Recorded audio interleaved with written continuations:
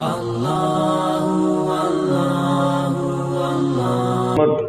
तबारक व तआला ने बयान भी फरमाई है। एक हिकमत तो ये कि अल्लाह के नबी सल्लल्लाहु अलैहि वसल्लम ने अपनी चाहत पर अमल नहीं किया, अल्लाह के फ़ैसले का इंतज़ार किया। चाहत इबादत नहीं होती, जो चीज़ पसंद लग जाए वो इबादत नहीं होती। इबादत अल्लाह ताला के हुक्म का नाम है। जिस चीज़ का अल्लाह हुक्म देता है वो इबादत होती है। एक बात, शारिह शरीयत को बनाने वाला अल्लाह ताला है और कोई नहीं है। हम सारे शरीयत के ताबे हैं। हत्ता कि नबी भी शरीयत नहीं बनाता, नबी शरीयत पहुंचाता है, बनाता नहीं। अल्लाह के नबी की चाहत थी कि बैतुल्लाह मेरा क़िबला हो, लेकिन आपने अपनी चाहत को दीन नहीं बनाया। दूसरी बात ये थी कि ये एक हुक्म था अल्लाह तबारक व तआला का, और ये भारी हुक्म था। 17 महीने उस तरह मुँह करके नमाज़ पढ़ना और अचानक किसी आर्डर को मनसूख करके किसी और काम पर लगा देना, ये एक आजमाइश है। अल्लाह ताला चेक करना चाहते थे कि इस आजमाइश में कौन पूरा उतरता है और कौन बातें बनाता है। तीसरी बात यह थी, यहूदियों का एतराज़ भी ज़ायल करना मकसूद था। यहूदी कहते थे जब हमारे दीन पर आप नहीं हैं तो आप हमारे किबले की तरफ मुंह करके नमाज क्यों पढ़ते हैं। इसलिए नबी सल्लल्लाहु अलैहि वसल्लम की चाहत यह थी कि मैं इब्राहीम के किबले की तरफ मुंह करके नमाज पढ़ूं, क्योंकि इब्राहीम का दीन ऑथेंटिक दीन था। अल्लाह ताला ने इब्राहीम को सारी कायनात के लिए उस्वा बनाया था और उनका किबला वो था, लेकिन था मुशरिकों के हाथ में।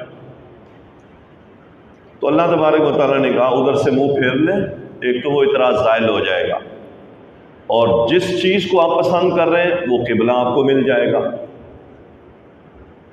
और मुशरिकों में से भी सारे मुशरिक इतराज़ नहीं करेंगे, लेकिन कुछ ऐसे डंगर किस्म के लोग होते हैं, आप कुछ भी कर लें उन्होंने इतराज़ करना होता है।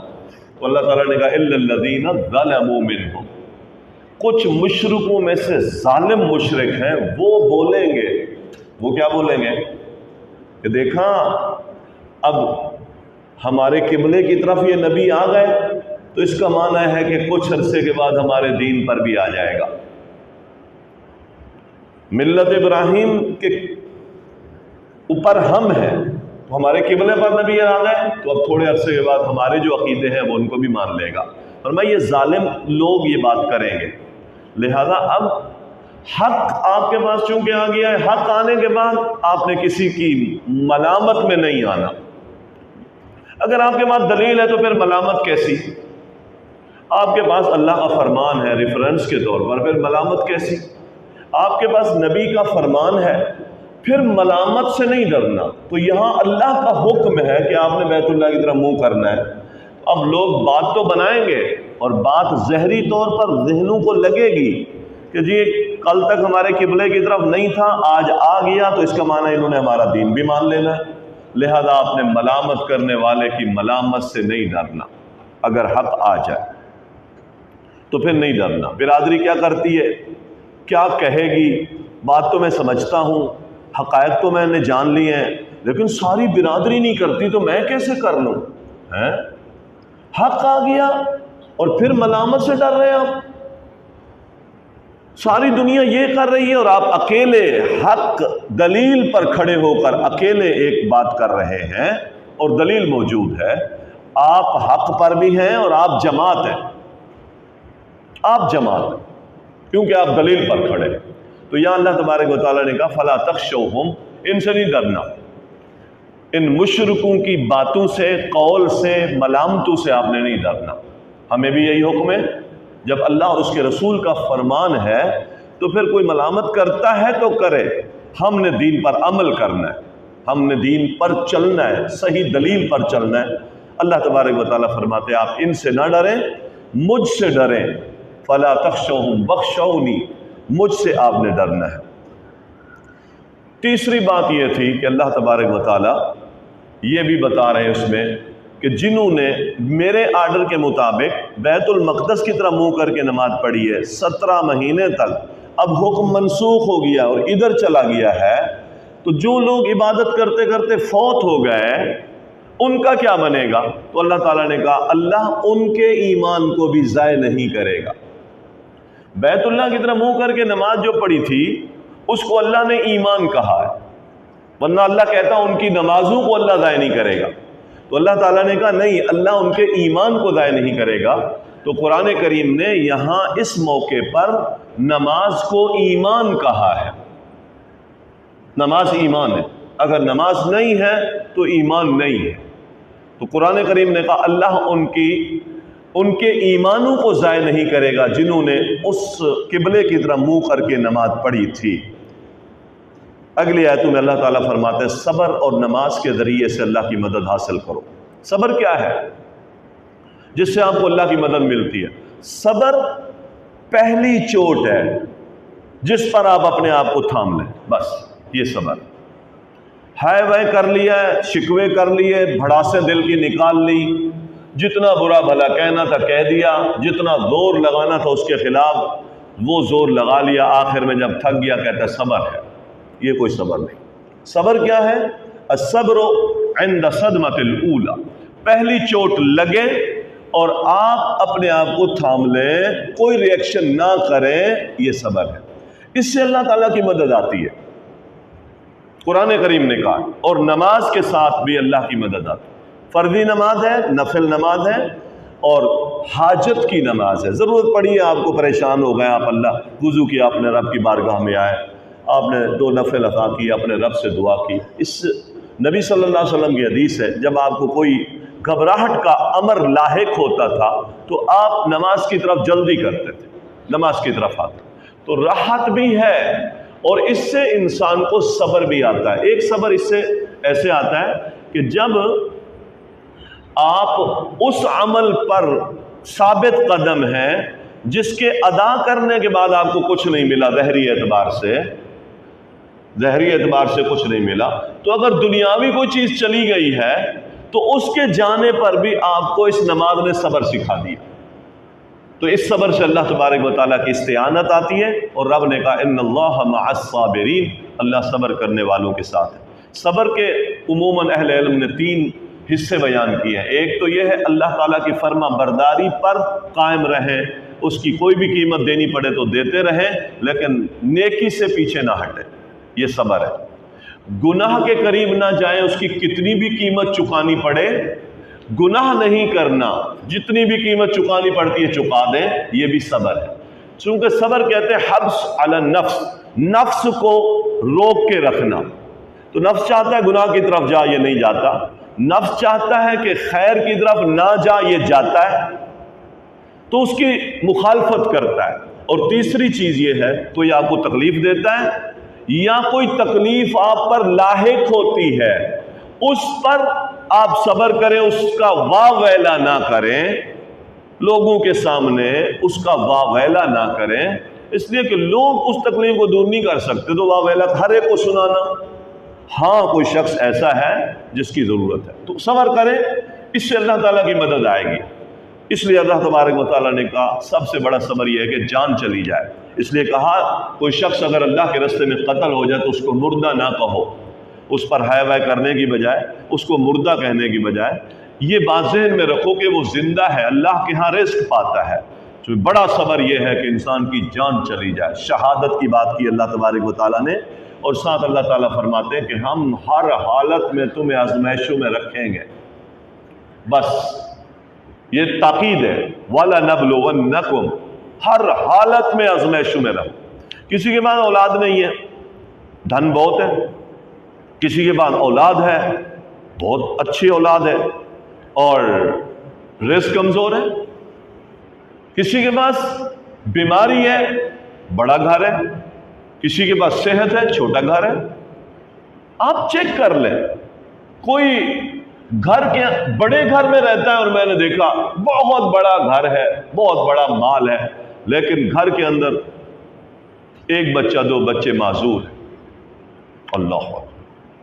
तो मुख्तलिफ उस तरीके हैं अल्लाह तबारक व तआला के कि वो किसी ना किसी हालत में आपको आजमाइश में रखेगा।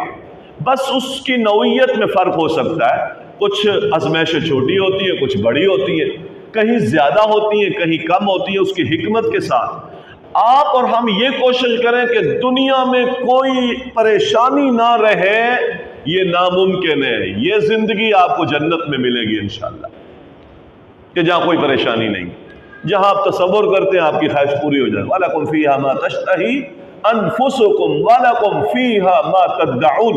अल्लाह कहता है तुम्हारे लिए वहाँ वो होगा जो तुम्हारे दिल शौक रखेंगे। वलकुम फीहा मा तदउन, और जो तुम तलब करोगे हम वो दे दें। ये सिर्फ आखिरत की जिंदगी है, जन्नत की जिंदगी है। आप कहें कि दुनिया की जिंदगी ऐसी हो जाए तो नामुमकिन है। जितना बड़े से बड़ा भी इंसान आप ले आए, कहीं ना कहीं किसी न किसी आजमाइश में मुब्तला होगा, किसी न किसी आजमाइश में, इम्तिहान में। क्योंकि रब ने कह दिया हम हर हालत में इम्तिहान में रखेंगे तुम्हें। ये इम्तिहान जाएंगे नहीं, नौइयतें बदलती रहेंगी, लिहाजा इस पर सब्र करें। हम बाद दफ़ा बेसब्री का मुजाहरा करके अजर से महरूम हो जाते हैं और ये समझते हैं कि शायद मेरा बड़ा नुकसान हो गया। नुकसान कोई भी नहीं हुआ। ये दुनिया एक मैदान था, इसमें पड़े हुआ खेल तमाशे का सामान पड़ा हुआ था। कोई किस चीज़ से खेल रहा है, कोई किस चीज़ से खेल रहा है। अल्लाह ताला इसको चेंज करता रहता है। अब तू ये छोड़ दे वो उठा ले, वो छोड़ दे वो उठा ले, वो सामान चेंज होता रहता है। अब आदमी बैठ जाए मुझसे ये क्यों छीना, छोटे बच्चों की तरह। तो ये होता रहेगा। इसलिए कि जब मैं आया था तो खाली हाथ था, कुछ भी नहीं था। यहीं से एक कपड़ा लिबास मेरी अम्मा ने, मेरे अब्बा ने बना कर रख दिया था और वो पहना था। और फिर दुनिया में ये सादो सामान जमा किया मुख्तलिफ उसूल फ़ुनून तरीक़ों से, और फिर अल्लाह ताला ने दूसरे गेट से निकालना है तो उसकी तरफ करीब करता है तो बहुत सारी चीज़ें छोड़नी पड़ती हैं। तो मैं अपना दिमाग ख़राब कर लेता हूँ कि मेरा फ़लाँ नुकसान हो गया, मुझे इतना लॉस हो गया, मैंने ये काम किया था तो ये मेरी बर्बादी हो गई, इसने यूँ कर दिया। तो अपनी आफियत को और अपनी सेहत को मैं इस दुनिया के कहीं सामान चेंजिंग की शक्ल में, इस आफियत को, जिस आफियत से जन्नत कमानी थी, जिस सेहत से जन्नत कमानी थी, जिस जिंदगी से जन्नत कमानी थी, मैं इस पर खपा बैठा और अपनी सेहत को खराब कर बैठा। तो इसके लिए क्या फेर करें? इसलिए अहले इल्म कहते हैं कि ज़ुहद क्या है, दुनिया से बेरग़बती क्या है। आपके पास आया है, आपको परवाह नहीं हुई, आपके पास गया है, आपको परवाह नहीं हुई, ये ज़ुहद। आ गया भी इतना अच्छा आता रहता है भाई, तो ये आता है जो जाने के लिए आता है। इतनी बड़ी टिकिया जो सुबह निकल रही होती है तो बस फिर वो शाम से पहले गुरूब भी तो हो रही होती है। ये रोजाना के निज़ाम है जो रब ने दिखाया है। या वो टिकिया सूरज की निकल रही होती है, सूरज की शुआएं फैल रही होती हैं और सारे जहान को मुनव्वर कर रही होती हैं। या फिर खेती, उसकी मिसालें अल्लाह ताला ने दी, ज़मीन से निकल रही होती है, वो कौंपलें होती हैं, वो लड़खड़ा रही होती है, फिर अपने तने पर खड़ी हो जाती है और फिर वो पक जाती है, फिर वो जर्द हो जाती है, फिर वो कट जाती है, फिर वो नई होती है। ये सारी मिसालें अल्लाह ताला ने मुझे दी हैं। ये ज़ोम बना के मैं बैठ गया हूँ कि शायद ये मेरा है और ये कहीं जाए ना। यही वजह है कि इस मेरे में कितनी ख़यानतें हुई, कितनी बददियानतियाँ हुई, कितनी रिश्वतें हुई, कितने सूद के निज़ाम चले। फिर मरते मरते भी ये शख्स वसीयतों में जुल्म कर जाता है। वसीयतों में जुल्म, माल पीछे छोड़ना है और जाते जाते भी पीछे ऐसे वसीयतें कर जाता है, किसी को महरूम कर गया, किसी को दे गया, किसी का खा गया। मरते मरते भी वसीयतें इसकी गुनाह वाली होती है। अल्लाह कहता है ये क्या बात, ये तेरा था ही नहीं, तेरा था ही नहीं। लिहाजा इस गम में भी मुब्तला ना रहो। आया चला गया। तो बाद दफा इस तरह भी मामलात हो जाते हैं, तो इन नसीहतों को सीखें। बहुत सारी परेशानियां, बहुत सारी बीमारियां आज मोहतरम भाइयों हमारे दुनियावी नुकसान की वजह से हमारे बदनों में घुस गई हैं, दुनियावी नुकसान हुए हैं। तो भाई अल्लाह ताला ने कहा कि इज़ा असाबतहुम मुसीबह क़ालू इन्ना लिल्लाहि व इन्ना इलैहि। अल्लाह ने दिया था اللہ کا حکم تھا وہ کہیں لاس ہو گیا، وہ رب کی طرف چلا گیا، اس کے آرڈر پر قربان ہو گیا، میں نے بھی ادھر چلے جانا ہے۔ اللہ کہتا ہے اولئک علیہم صلوات من ربہم ورحمہ، ان لوگوں پر اللہ کی رحمتیں ہیں، اللہ کی طرف سے درود ہے۔ وَأُولَئِكَ هُمُ الْمُهْتَدُونَ، یہ مہتدون ہے، ہدایت یافتہ ہے، جو مصیبتوں کے وقت یہ کہتے ہیں اللہ اکبر۔ تو مصیبت رہے گی، ازمائشیں رہیں گی، ان ازمائشوں پر صبر ہے، اور اگر یہ ازمائشیں آئیں تو انا للہ و انا الیہ راجعون، یہ طریقہ ہے دنیا میں مصائب کو نپٹنے کا۔ اللہم اجرنی فی مصیبتی واخلف لی خیر منہا، اللہ اس کا نعم البدل دے۔ تو اللہ تبارک و تعالیٰ آپ کا رکھتا نہیں ہے، کانٹا بھی چبھتا ہے تو فرمایا اس کے عوض میں بھی اللہ اجر دے دیتا ہے، اجر تو ملتا ہے لیکن صبر کے ساتھ اس اجر میں اضافے ہو جاتے ہیں۔ اللہ تعالیٰ فرماتے ہیں جو لوگ حق کو چھپاتے ہیں ایسے لوگوں پر اللہ کی لعنت ہے، فرشتوں کی لعنت ہے، اور تمام لعنت کرنے والوں کی لعنت۔ لعنت، حق کو چھپانا، صحیح بات کو چھپانا، یہ لعنت کا سبب ہے۔ نبی صلی اللہ علیہ وسلم کی ایک حدیث ہے، ان لوگوں کو جہنم کی لغام پہنائی جائے گی، من سئل عن علم، کہ اس سے علم کی بات پوچھی گئی اور پھر وہ جانتا تھا اور اس نے وہ علم کی بات چھپا لی، ایسے لوگوں پر اللہ تعالیٰ کی لعنت ہے۔ یہ وہ لوگ ہیں جو اپنے مفاد کی خاطر، اپنی کرسی کی خاطر، اپنے نذرانوں کی خاطر دین حق نہیں بتاتے، صحیح بات کو چھپاتے ہیں یا اس کی تعویل کرتے ہیں کہ گنجائشیں نکل گئی، اگر اس صحیح بات کی لوگوں تک بات پہنچ گئی تو پھر میرا مجمع منتشر ہو جائے گا، میری جماعت منتشر ہو جائے گی، جو میرا قلعہ بھاری ہے عوام میں وہ کمزور پڑ جائے گا، بات کو چھپاتے ہیں۔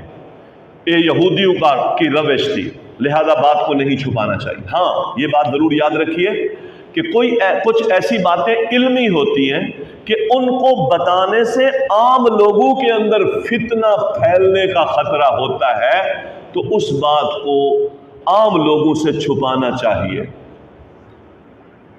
مثلا نبی صلی اللہ علیہ وسلم نے ابو ہریرہ سے کہا کہ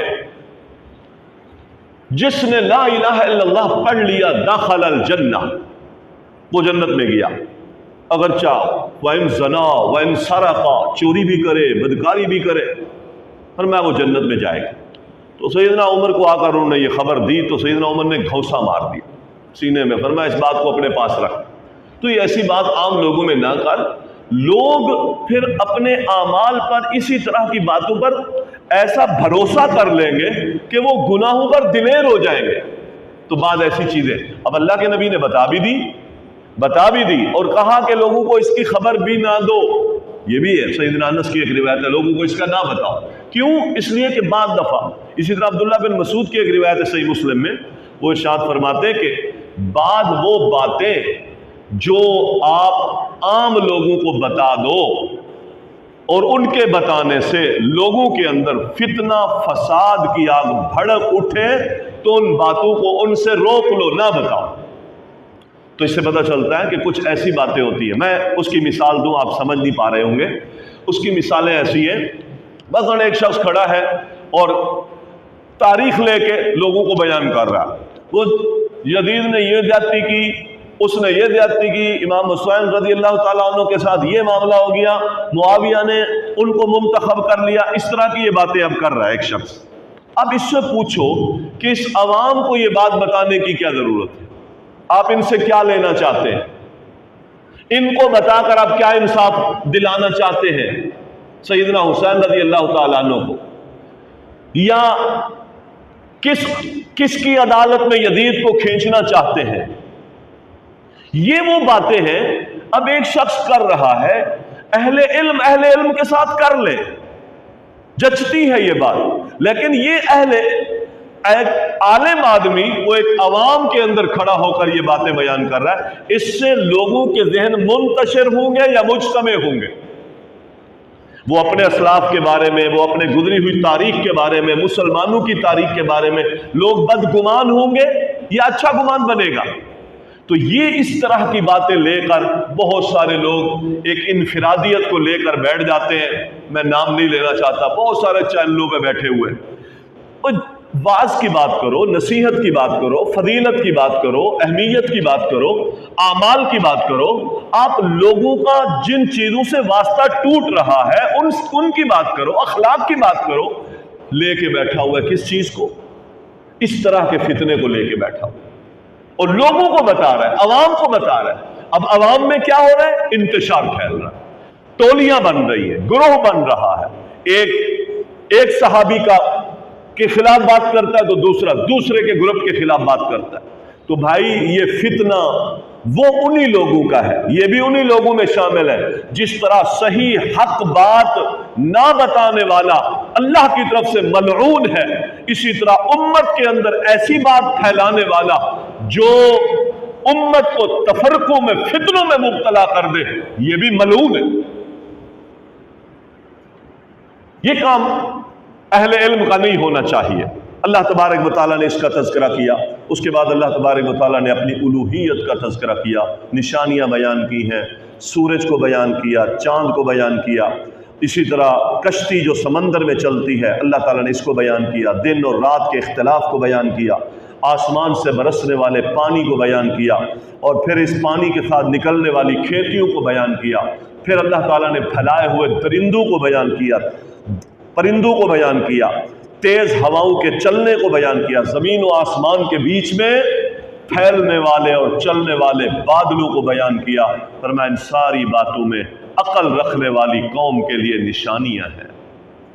ہم نشانیاں ڈھونڈتے ہیں نا، چھوٹی چھوٹی نشانیاں، درخت پہ کی ٹہنیوں سے جی اللہ بنا ہوا نظر آ رہا ہے، تو یہ ساری نشانیاں اللہ کہتا ہے میری ہیں۔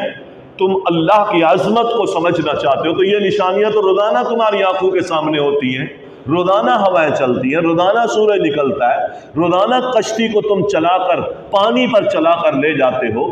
پھیلے ہوئے یہ جانور کس نے پیدا کیے ہیں؟ اتنی بڑی ٹکیا جو نکل رہی ہوتی ہے، شعاعیں پھیلا رہی ہوتی ہے، پھر عروج ہوتا ہے، پھر ڈوب جاتی ہے۔ فرمایا یہ اتنا بڑا منظر روزانہ ہوتا ہے، اس کا نکلنا اور اس کا غروب ہونا روزانہ ہوتا ہے، تمہیں عقل نہیں آتی؟ ابھی بھی رب سمجھ نہیں آتا؟ ایک تو اللہ نے یہ بتایا کہ میرا کنٹرول مکمل ہے ان ساری مخلوق پر، یہ میں کر رہا ہوں، ایک۔ دوسرا یہ بتایا کہ ان ساری چیزوں میں زوال بھی آتا ہے، تو اپنی میں نہ رہے، تیرے زندگی کے نظاموں میں زوال لانے پر قادر ہوں۔ تیری سلطنت بھی ڈوب جائے گی اگر سورج جیسے اتنے عظیم مخلوق کی سلطنت 12 گھنٹے میں ڈبا دیتا ہوں۔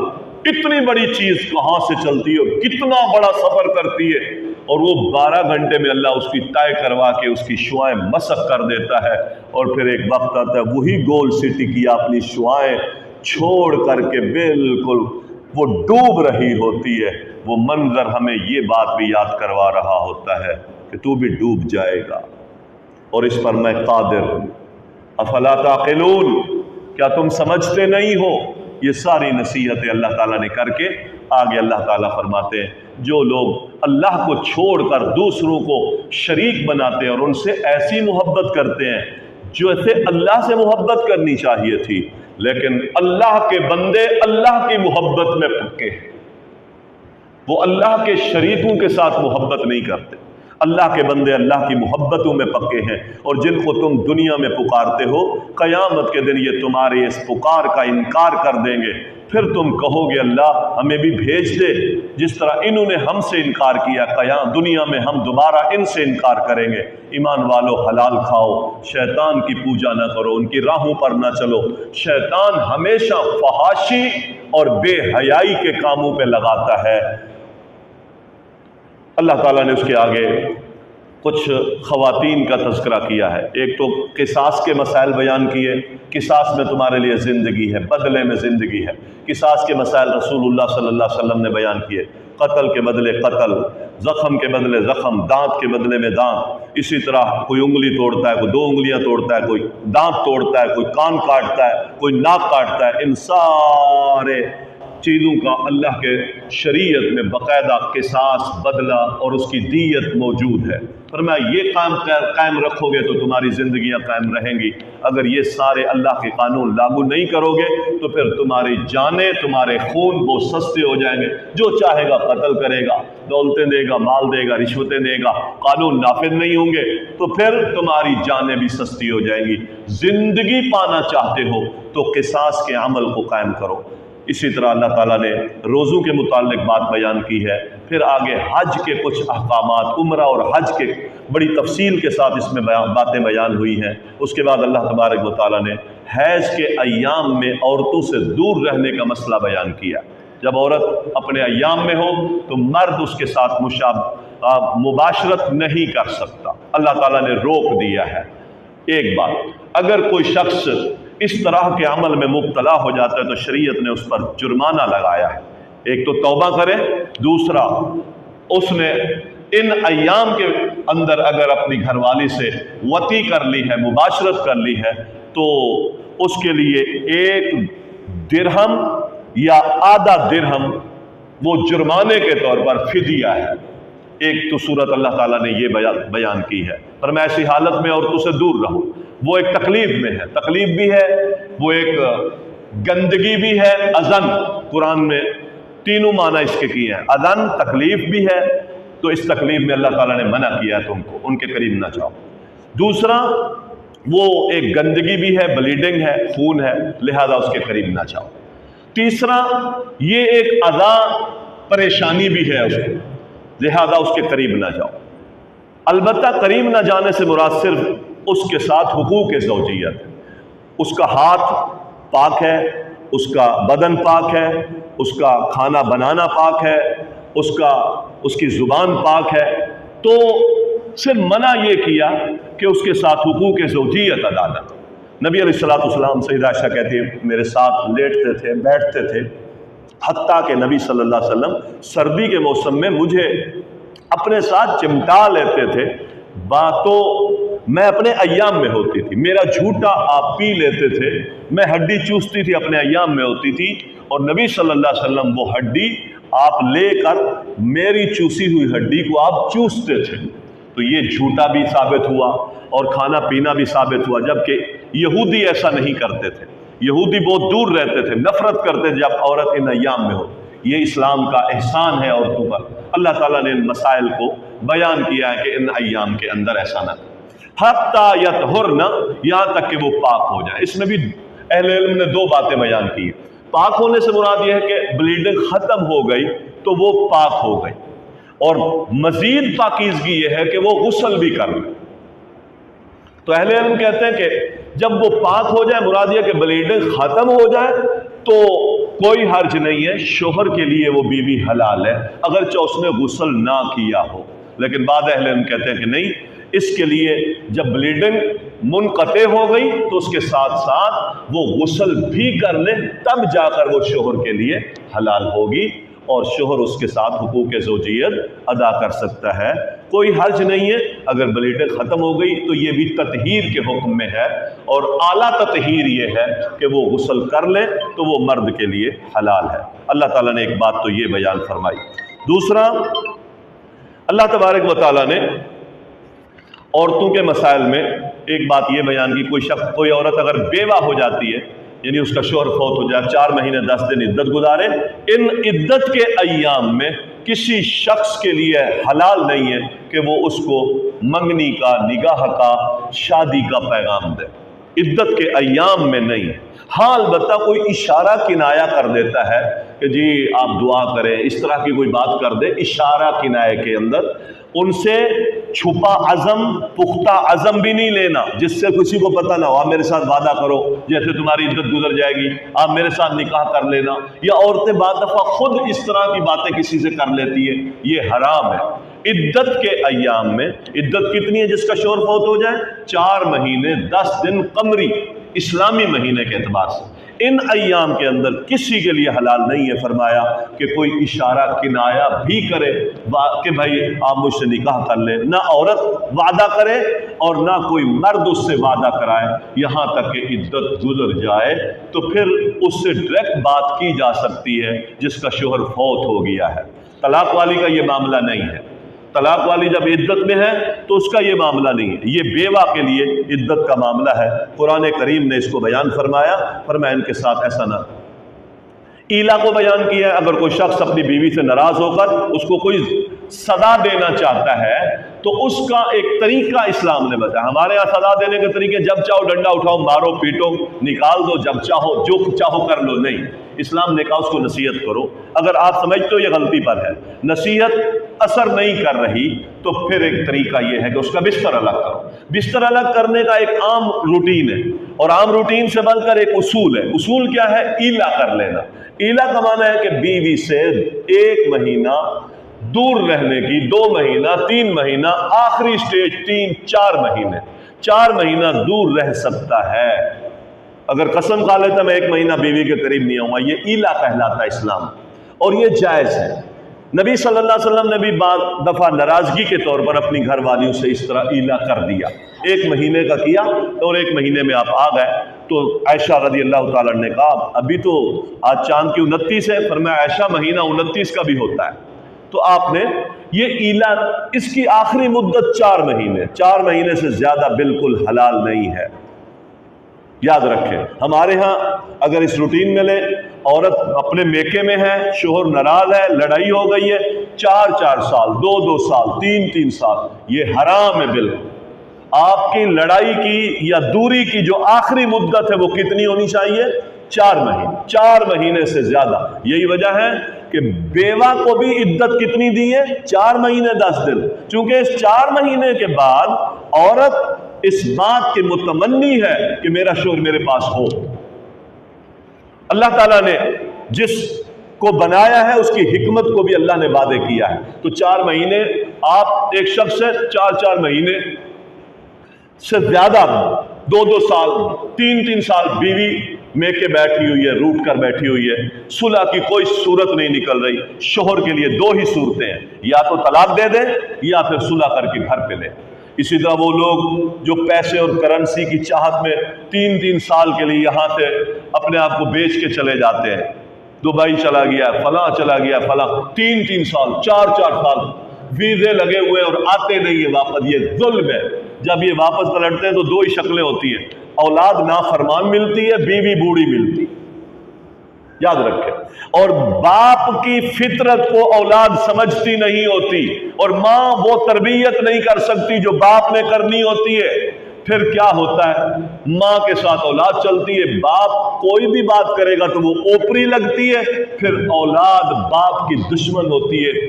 اور پھر یہاں بھی اور میں کئی جگہوں پر بھی سچی بات میں آپ کو بتاؤں کہ باپو نے یہ بات کہی کہ زندگی ہماری باہر گزری، دولتیں ہم نے خرچ کی، جب گھر پہ آئے تو اولاد سے تھپڑ بھی ہم نے کھائے، ایسا بھی ہو۔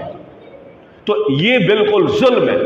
آپ اس دنیا داری کی خاطر یہ جو ازدواجی معاملات ہیں یہ بالکل ان کا سلسلہ آؤٹ ہو جاتا ہے، اولادوں کا سلسلہ آؤٹ ہو جاتا ہے۔ اسلام یہ اجازت بالکل نہیں دیتا کہ 4 مہینے سے زیادہ آپ کہیں باہر رہیں۔ یہی وجہ ہے کہ سیدنا عمر چھاؤنیوں سے اپنے فوجیوں کو چھٹی دیتے تھے 4 مہینے کے بعد، جس کو 4 مہینے ہو گئے وہ گھر چلا جائے، پھر وہ اتنی چھٹی گزار کے آ جائے۔ تو محترم بھائیوں، یہ اللہ تبارک و تعالیٰ نے یہ ساری چیزیں بیان کی ہیں۔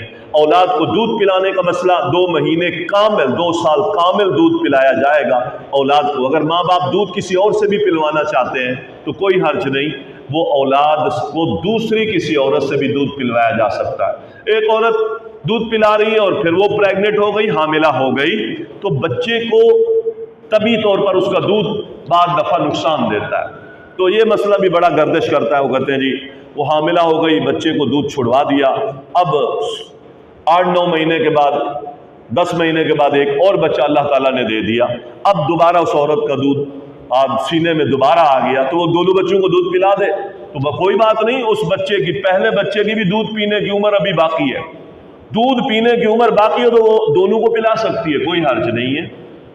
اس میں کوئی حرج والی بات نہیں ہے۔ جب کوئی بچہ کسی غیر عورت کا دودھ پی سکتا ہے تو وہ بچہ اپنی ماں کا دودھ بھی درجہ اولا پی سکتا ہے، اس میں کوئی حرج والی بات نہیں۔ اللہ تبارک و تعالیٰ نے یہ تفصیل کے ساتھ ان ساری چیزوں کو بیان کیا ہے۔ ایک بات اللہ تبارک و تعالیٰ نے یہاں یہ بھی بیان فرمائی کہ جب تم نے اپنی بیویوں کو طلاق دے دی اور طلاق نکاح ہوا ہے، رخصتی نہیں ہوئی، طلاق اس وقت ہو گئی، تو حق مہر اگر مقرر ہوا ہے تو آدھا حق مہر دینا پڑے گا۔ رخصتی نہیں ہوئی، طلاق ہو گئی، آدھا حق مہر دینا پڑے گا۔ حق مہر مقرر تھا تو آدھا دینا پڑے گا، اگر مقرر ہی نہیں کیا، صرف نکاح کیا تھا، تو پھر کچھ نہ کچھ اس بچی کی حوصلہ افزائی کرنی پڑے گی۔ قرآن کریم نے کہا اگر رخصتی ہو گئی ہے، حق مہر مقرر تھا، تو پھر پورا حق مہر دینا پڑے گا جب مرد طلاق دے گا۔ اگر عورت خلا مانگتی ہے تو پھر وہ حق مہر واپس کرے گی جو شوہر نے اس کو دیا ہے۔ آخر میں اللہ تعالیٰ نے بنی اسرائیل کے ایک بادشاہ کا تذکرہ کیا ہے جس کا نام طالوت تھا۔ طالوت کے لشکر میں داؤد تھا اور ان کا مقابلہ جالوت کے ساتھ تھا، اور اللہ تعالیٰ نے ان کا تذکرہ بیان کیا۔ بنی اسرائیلیوں نے جہاد چھوڑا تھا، بڑی ذلتوں میں تھے، آخر کار اللہ تعالیٰ نے ان کو دوبارہ جہاد کی اجازت دی، تو پھر جالوت کے لشکروں کے ساتھ اس طالوت کا مقابلہ ہوا، اور تھوڑے لوگ تھے، نکلے تو ہزاروں میں تھے لیکن بہت تھوڑے رہ گئے تھے، 313۔ انہوں نے جالوت کا مقابلہ کیا اور اس جہاد کے ضمن میں انہوں نے فتوحات حاصل کی، اور وہ چھنے ہوئے سارے علاقے جو بنی اسرائیل سے چھین لیے گئے تھے موسیٰ علیہ السلام کی نبوت کے بعد، اللہ تعالیٰ نے جہاد کے ذریعے سے وہ علاقے ان کو واپس کیے، اور جالوت کے لشکروں کو اللہ تبارک و تعالیٰ نے شکست فاش دی۔ یہ مسئلہ بتا کر اللہ تعالیٰ یہ کہتا ہے کہ اگر ذلتیں اور پستیاں اور رسوائیاں یہ ختم کرنا چاہتے ہو تو پھر اللہ کے رستے میں جہاد کبھی بھی نہ چھوڑنا۔ جہاد چھوڑنے والوں کو رسوائیاں ملتی ہیں، اور جہاد کرنے والوں کو ہمیشہ عظمتیں ملتی ہیں، سلطنتیں ملتی ہیں، اور دنیا میں اللہ تعالیٰ ان کو فتوحات کے سلسلے عطا کرتا ہے جو لوگ اللہ کے رستے میں جہاد کرتے ہیں۔